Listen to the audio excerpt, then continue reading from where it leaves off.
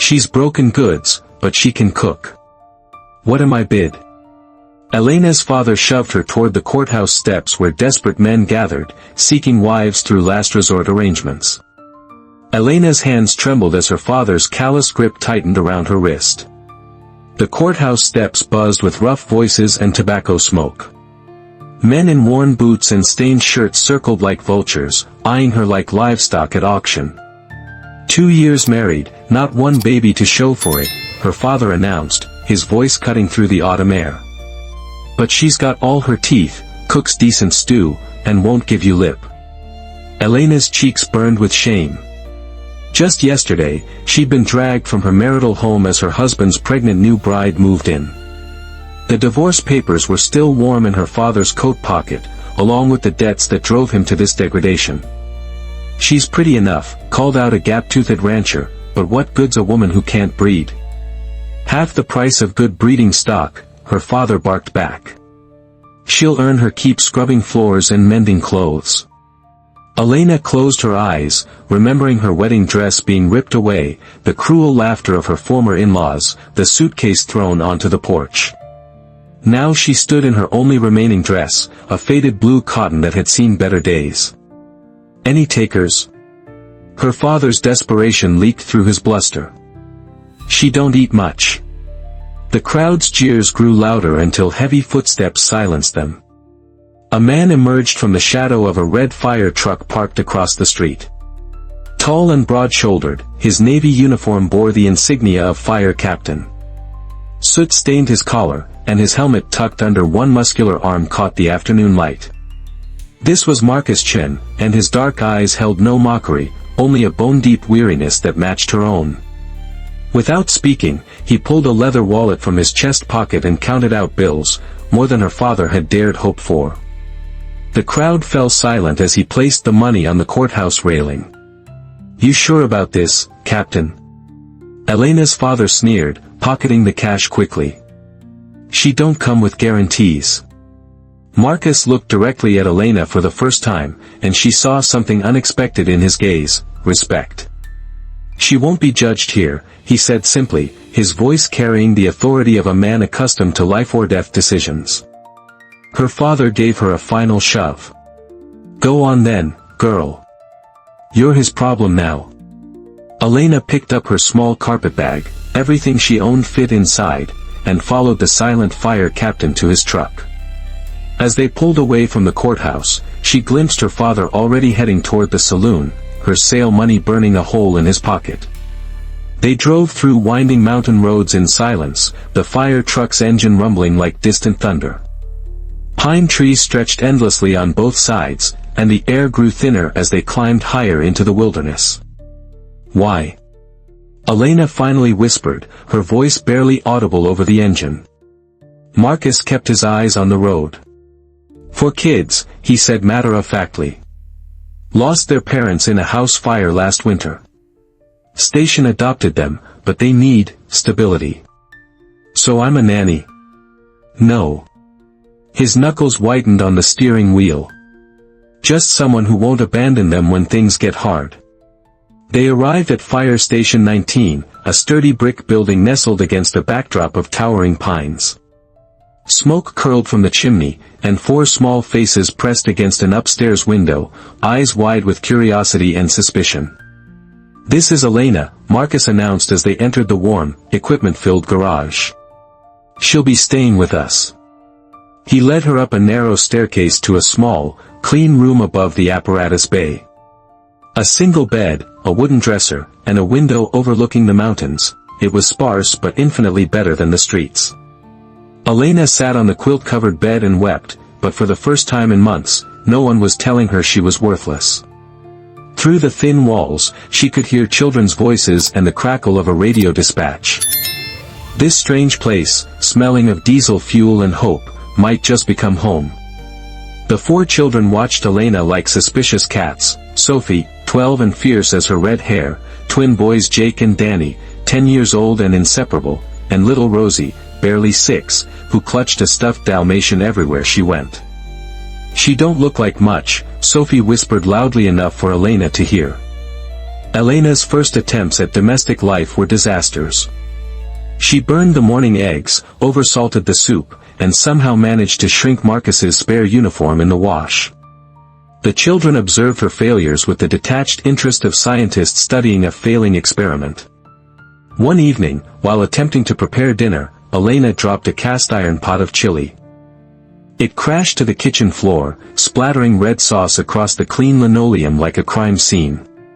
The children froze, clearly expecting an explosion of anger. They'd learned to brace for adult rage. Instead, Marcus simply knelt down, helped her clean the mess, and said quietly, "It's just chili. We'll order pizza." No shouting. No blame. No disappointed sighs that cut deeper than criticism. That night, Elena heard little Rosie crying through the walls. The child had been running a fever all day, and now she was burning up.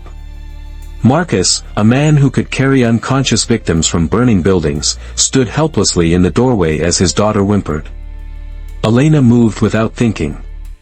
She boiled water for steam, crushed aspirin into apple juice, and spent the night bathing Rosie's forehead with cool cloths. By dawn, the fever had broken, and the little girl slept peacefully. Marcus found Elena slumped in the bedside chair, exhausted but vigilant. He looked at her as if she'd performed a miracle, his usual stoic expression cracking to reveal profound gratitude. "Thank you," he whispered, his voice rough with emotion. The next morning, a steaming cup of coffee waited for Elena on the kitchen table, accompanied by a note written in Marcus's careful handwriting, "You saved her." "Thank you." Something shifted in the firehouse that day. Sophie began asking Elena to braid her hair. The twins started showing her their Pokemon cards. And Rosie, sweet Rosie, toddled up to Elena with outstretched arms and said one precious word, "Mama." Elena's heart nearly stopped. She knelt down and gathered the little girl close, breathing in the scent of baby shampoo and innocence. For the first time since her wedding day, tears of joy streamed down her face. "She likes you," Marcus observed, leaning against the doorframe. "They all do." As spring melted the mountain snow, warmth crept into their makeshift family. Elena taught the children to plant a garden behind the station, their small hands patting seeds into rich soil. She helped with homework, kissed scraped knees, and gradually learned that love wasn't about blood, it was about showing up, day after day, even when things were difficult. The children began calling her Miss Elena, then just Elena, and finally, tentatively, Mom. But fear still lived in the corners of her heart. What if Marcus decided she wasn't worth keeping? What if the children grew tired of her? What if her shameful past caught up with them here in the mountains? One afternoon, while Elena hung laundry on the line behind the station, she heard Sophie crying in the equipment bay. The girls sat hunched behind fire truck 19, her shoulders shaking. "What's wrong, sweetheart?" Elena asked, sitting beside her on the concrete floor. "I miss my real mama," Sophie sobbed. "I like you, but I feel bad about it. Like I'm forgetting her." Elena pulled the girl close, her own eyes filling with tears. "Oh, honey. Loving me doesn't mean you love her less. Your heart's big enough for both of us." "Really? Really? I'm not trying to replace your mama, I'm just grateful to be your Elena." That evening, Sophie appeared at Elena's bedroom door holding a framed photograph, a beautiful woman with Sophie's red hair and Danny's impish grin. "This is Mama," Sophie said softly. "I want you to meet her." Elena took the photograph with reverent hands, studying the face of the woman whose children she now loved as her own. "She was beautiful," Elena whispered. "And she raised amazing kids." For the first time, Sophie smiled at her without reservation. Elena's past caught up with her on a Tuesday morning at Patterson's pharmacy. She was collecting medicine for Jake's asthma when a familiar, venomous voice cut through the store's quiet hum. Well, well. If it isn't the barren bride herself." Elena's blood turned to ice. Margaret Holloway, her former mother-in-law, stood near the cosmetics aisle like a predator who'd cornered wounded prey. Beside her, Heavily pregnant and smug, stood Bethany, Elena's replacement as daughter-in-law. Looking a bit rough around the edges, Margaret continued, her voice dripping false concern. "Living in sin with that fireman and his charity cases, I hear." Bethany rubbed her swollen belly with theatrical precision. "Some women are built for motherhood," she said sweetly. "Others are just decorative." Elena's hands trembled as she gripped Jake's prescription bottle. The familiar shame crept up her throat like bile, threatening to choke her. "At least I can fulfill my purpose as a woman," Bethany added, loud enough for other customers to hear. "Unlike some people who are basically expensive pets." Elena turned to flee, but Margaret blocked her path. "Running away again? Just like you ran from Thomas when he needed a real wife." The pharmacy fell silent. Other customers pretended to study greeting cards while eavesdropping shamelessly. Elena felt 12 years old again, being scolded in front of the entire congregation for some imagined sin. Then the bell above the door chimed, and Marcus walked in wearing his dress uniform. He'd been testifying at a court hearing about a fire investigation. His presence immediately changed the energy in the room. At 6'3" with shoulders that filled doorways, he commanded attention without trying. His dark eyes quickly assessed the situation, Elena cornered and trembling, two women circling like vultures, the crowd of onlookers feeding on drama. "Elena," he said calmly, moving to her side. "Ready to go home?" Margaret's confidence faltered slightly, but she rallied. "Captain Chen, isn't it? I hope you know what damaged goods look like when you see them." Marcus turned his full attention to Margaret, and his expression could have frozen summer rain. When he spoke, his voice carried the quiet authority of a man accustomed to giving orders in life-or-death situations. "Ma'am," he said, each word precisely measured, "I know exactly what I'm looking at. I see the woman who stayed awake 3 nights running when Rosie had pneumonia. I see the woman who taught Sophie algebra and convinced Danny to stop setting things on fire. I see the woman who makes our house feel like home instead of just a place to sleep." He stepped closer to Margaret, and despite being several inches shorter, she visibly shrank. "What I don't see," Marcus continued, "is any reason to continue this conversation." He took Elena's arm gently but firmly and guided her toward the exit. The crowd parted like water around them. Outside, Elena's composure finally cracked. "I'm sorry," she whispered, tears streaming down her face. "I'm so sorry you had to."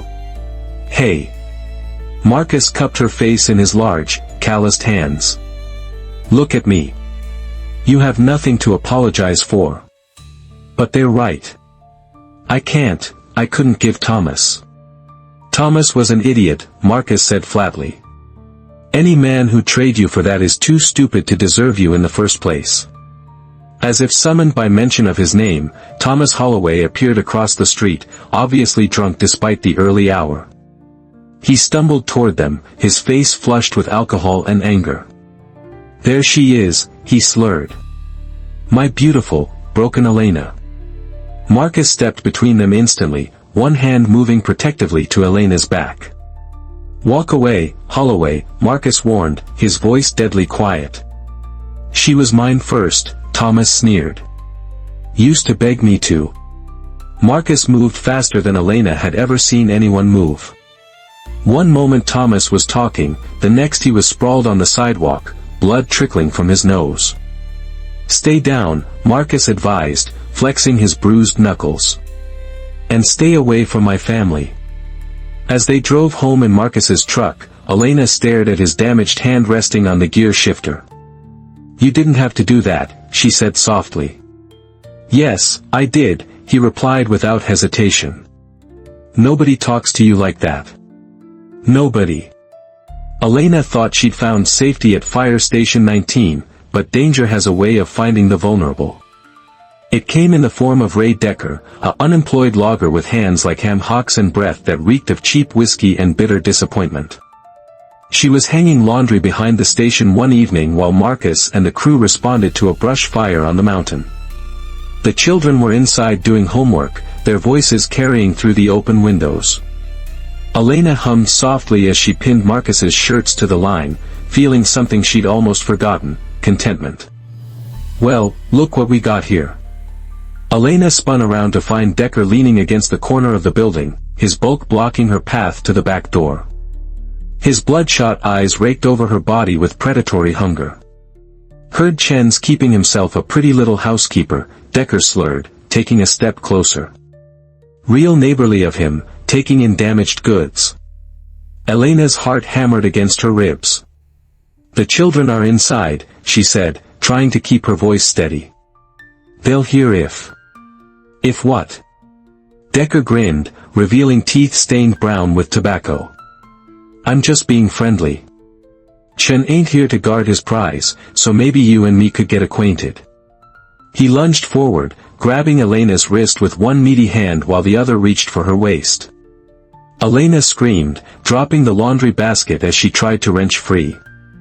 Nobody's coming to save you, sweetheart, Decker panted in her ear. Time you learned how real men.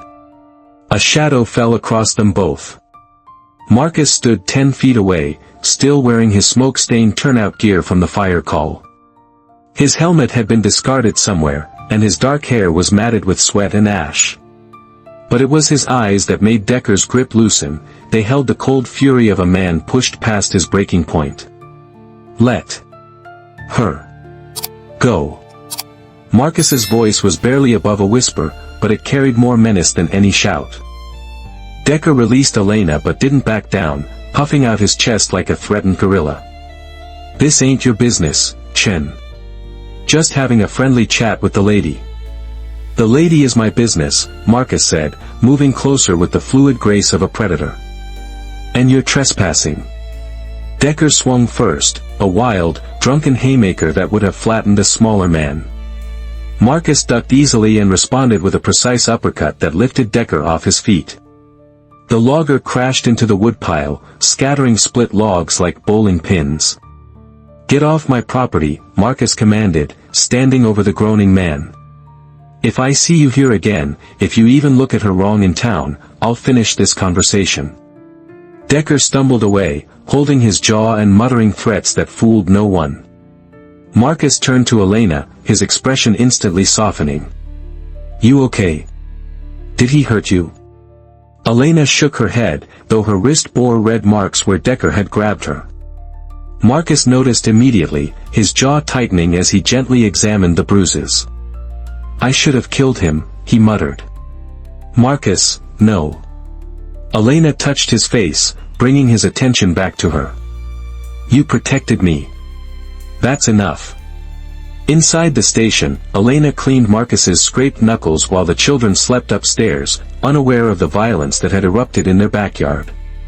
The kitchen was quiet except for the tick of the wall clock and the distant crackle of the radio.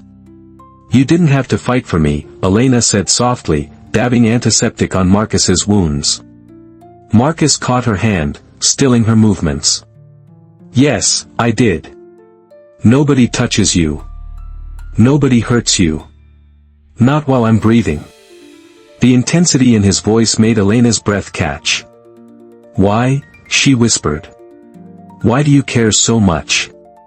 Marcus was quiet for a long moment, his thumb tracing circles on her palm. Because you're not just the woman who takes care of my kids, he said finally.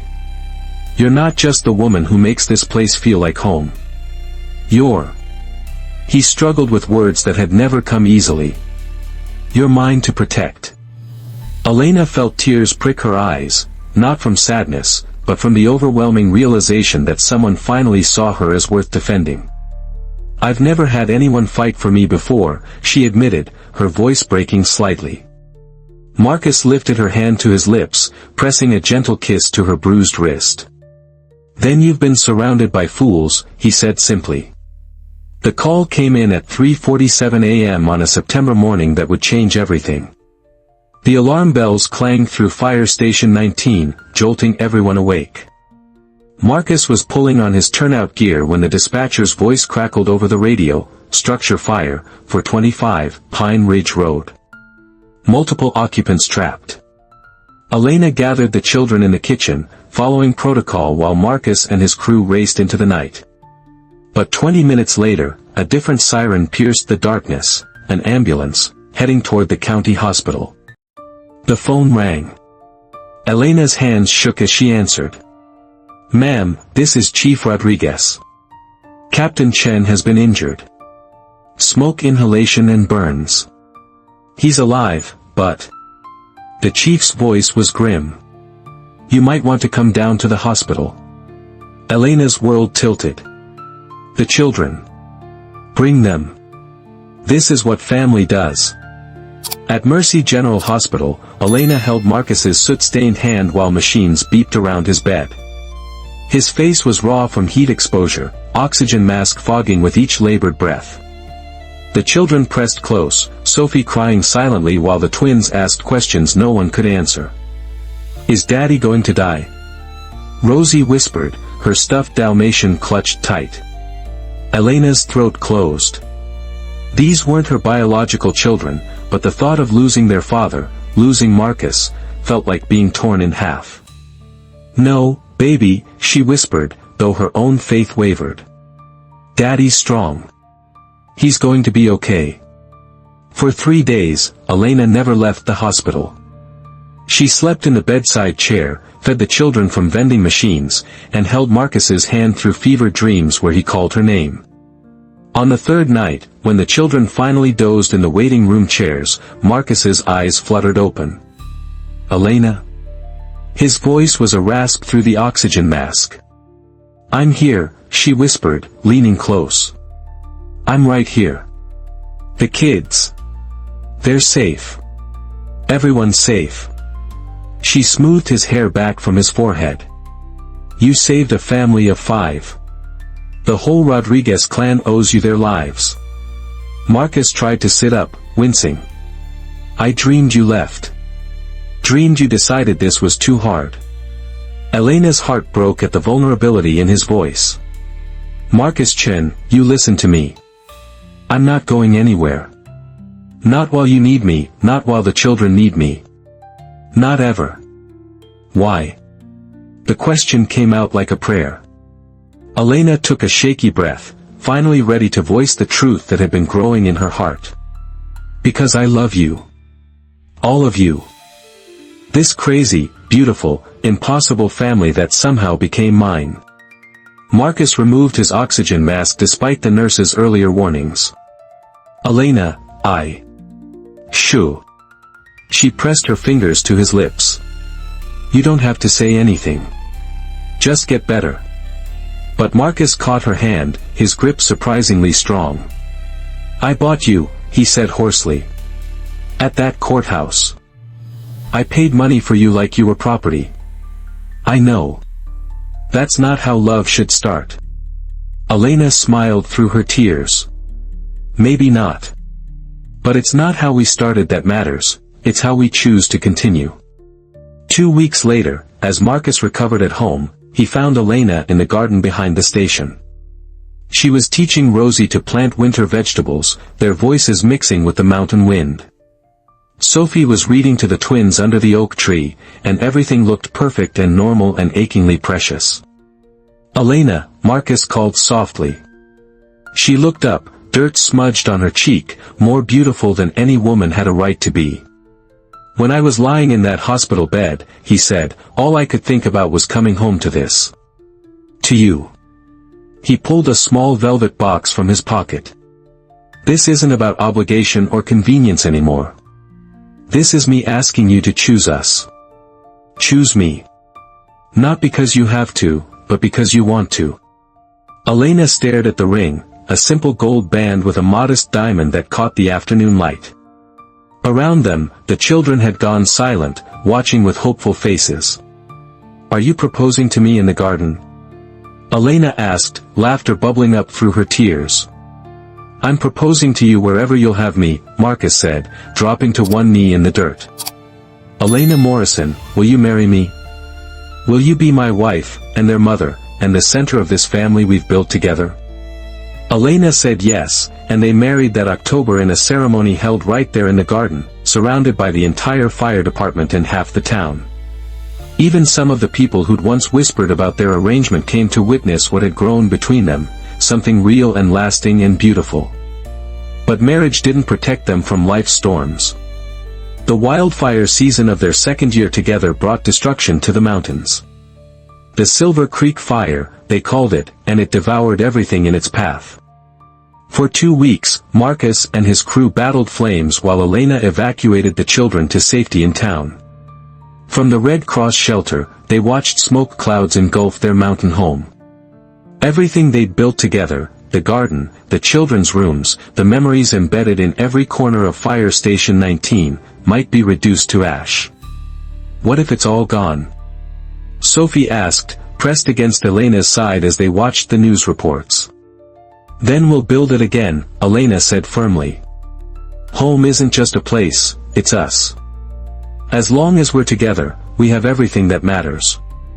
The fire passed within a mile of the station but spared it, leaving their home standing like a miracle in the blackened landscape. When they returned, Marcus found Elena crying in the garden, not from sadness but from overwhelming gratitude. I used to think I was broken, she whispered as he held her. Worthless because I couldn't give Thomas what he wanted. But look what we've grown here. Look what we've built. Their family expanded over the years, not through birth, but through love. They took in Maria, a teenage girl whose parents died in a car crash.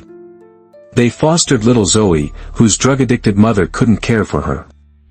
The fire station became a haven for children who needed safety, and Elena became the mother they all needed. When the state wanted to modernize Fire Station 19, offering to relocate the family to a newer facility in town, Marcus refused. This land isn't for sale, he told the bureaucrats. This is where we learned what family really means. They posted a sign at the station entrance, home is not where you're born. It's where you choose to stay. The children grew up and moved on, but they came back. Sophie became a paramedic, inspired by watching Elena care for others. The twins both joined the fire service. Rosie became a teacher, carrying forward the patience and gentleness Elena had shown her. At Christmases, the station overflowed with grandchildren and great-grandchildren, all calling Elena Grandma, or Abuela, or simply Ma, the woman who taught them that love multiplies when shared. On Elena's 70th birthday, Marcus surprised her with something special, a bronze plaque mounted near the garden gate. It read, "She was told she was barren, but she gave life to everyone she touched." That's not true, Elena protested, tears streaming down her weathered face. It's the truest thing I know, Marcus replied, holding her close. Elena passed away on a spring morning, surrounded by the family she'd cultivated through love rather than biology. Her last words were to Marcus, "Thank you for seeing me when I couldn't see myself." They buried her in the garden she'd tended for 40 years, beneath the oak tree where she'd read countless bedtime stories.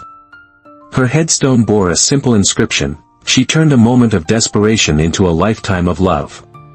Marcus lived 2 more years, tending Elena's garden and telling anyone who'd listen about the woman who'd been sold for being broken but who'd fixed everything she touched.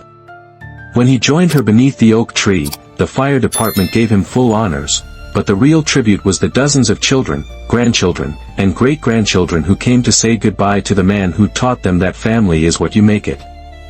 Fire Station 19 still operates today, and Elena's garden still blooms every spring. New firefighters hear the story of Captain Chen and the woman who transformed their station into a home. They learn that sometimes the most broken people become the strongest, and that love isn't about where you come from, it's about who you choose to become.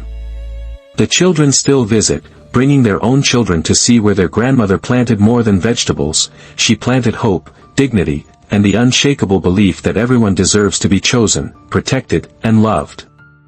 In a world that had told her she was worthless, Elena Morrison Chen proved that worth isn't measured by what you can produce, but by how much love you can grow. And in that garden behind Fire Station 19, love bloomed eternal. What do you think about Elena's incredible journey from rejection to becoming the heart of a family? Have you ever witnessed someone transform pain into purpose like she did? Share your thoughts in the comments below. Remember, every story of resilience deserves respect and recognition. And if Elena's story moved you, Hit that subscribe button for more inspiring tales of ordinary people who became extraordinary through love, ***.